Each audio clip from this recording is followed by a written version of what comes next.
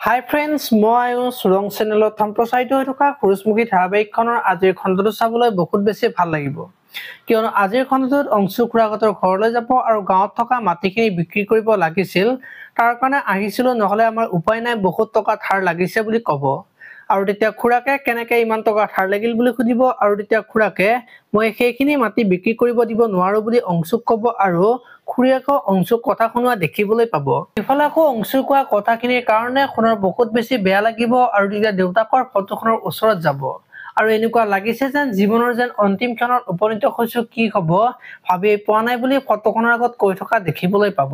আনফালে আকৌ অমৰাজে শেৱালিৰ কাৰণে মোবাইল এটা লৈ যাব, আৰু তেতিয়া পুৰতিয়ে মোবাইল গিফ্ট দিয়া কথাটোৰ কাৰণে সিটো এজন সাধাৰণ মাষ্টৰহে কিমানো টকা পায় তাৰে মোবাইল গিফ্ট আনিছে। মানে বন্ধুত্ব গভীৰতা বহুত বুলি ক'ব, আৰু তেতিয়া শুনে তোমাৰ উপহাৰ তোমাৰ বন্ধুত্ব তোমাৰ লগতে ৰাখা ইমানো নিলাজ নহয় যে সকলোৰে পৰা সহায় বিচাৰি ফুৰিম বুলি কোৱা দেখিবলৈ পাব। আপোনালোকে সূৰুযমুখী ধাৰাবাহিকখন চাই কেনেকুৱা পায় কমেণ্ট কৰি জনাব, আৰু যদি আপোনালোকে এতিয়ালৈকে চেনেলটো ছাবস্ক্ৰাইব কৰা নাই তেতিয়াহ'লে চেনেলটো ছাবস্ক্ৰাইব কৰি ভিডিঅ'টোত এটা লাইক কৰি দিব। ধন্যবাদ।